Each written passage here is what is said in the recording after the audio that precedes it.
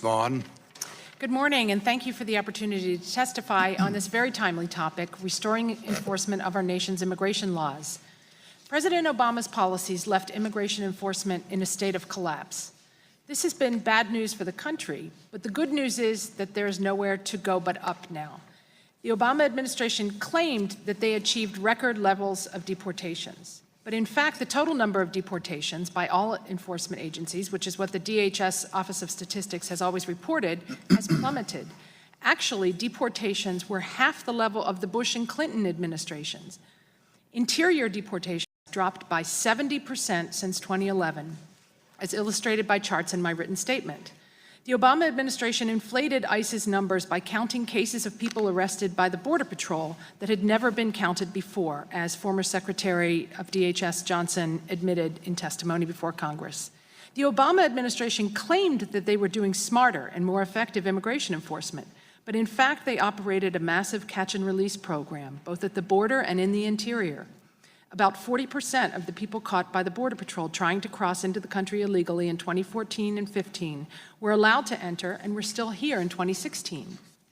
Just this morning, I was on a conference call with an ICE field office director and some local law enforcement agencies in her area, and this ICE official said that they have seen an increase of 20 to 25% in their caseload as a result of new illegal immigration at the southwest border. Not only are the illegal border crossers still here, so are about 950,000 other illegal aliens who have completed their due process and received a final order of removal, but are still here in the country. And the smarter, more effective enforcement in the interior included releasing more than 86,000 convicted criminal aliens in 3 years. More than 100 of these individuals were arrested for homicide after their release, including one man who killed 21-year-old Grant Ronnebeck in Mesa, Arizona in 2015 after being released. The previous administration claimed that they were focused on felons, not families, but in fact, deportations of criminal aliens declined by 60% since 2011, even as they implemented the Secure Communities program, allowing ICE to identify more criminal aliens than ever before. The previous administration claimed that they were simply exercising what they called prosecutorial discretion. But in fact, they were giving out immigration benefits, literally millions of work permits to illegal aliens and others not otherwise eligible to stay. The Obama administration claimed that their vetting of visa applicants was rigorous, but then released a report saying that more than 500,000 foreign visitors overstayed in 2015.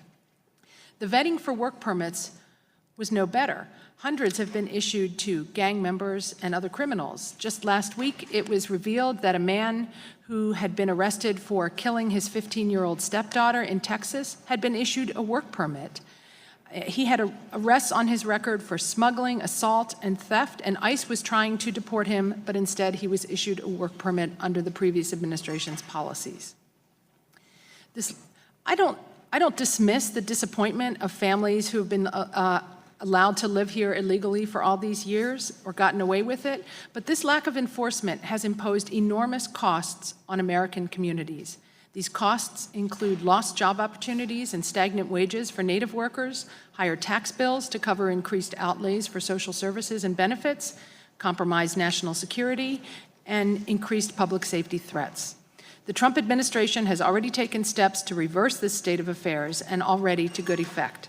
They've ended the catch-and-release policies at the border. They've discarded the strict prioritization scheme that exempted so many illegal aliens from deportation. They're taking steps to rebuild partnerships with local law enforcement agencies, including expanding the successful 287G program. They're planning to use accelerated forms of due process so as not to drag out the deportation process and to prevent clogging up the immigration courts even further. They're reviving task forces focused on smuggling, document fraud, gangs, and other transnational crime, the entire infrastructure that supports illegal immigration. This is making a difference, but some things can be done only by Congress. No matter how many miles of barriers are built, how many ICE agents are hired, or how much more rigorous our vetting system becomes, as long as employers think that they can get away with hiring illegal workers, they will keep doing it. And as long as there is someone who will hire them, people in other countries will keep trying to come here illegally. We need Congress to enact a phased-in universal E-Verify requirement to help turn off the job magnet that motivates so many. We need the Davis-Oliver Act to shore up the weak spots in the Immigration and Nationality Act. And we need to address the problem of sanctuaries, which interfere with ICE's efforts to remove criminals, meaning that they get to stay here and have the opportunity to reoffend and create new victims. Finally, Congress must reduce opportunities for executive abuse of authority on work permits, parole, deferred action, and other gimmicks that have been used by presidents in the past to make an end run around the laws crafted by Congress.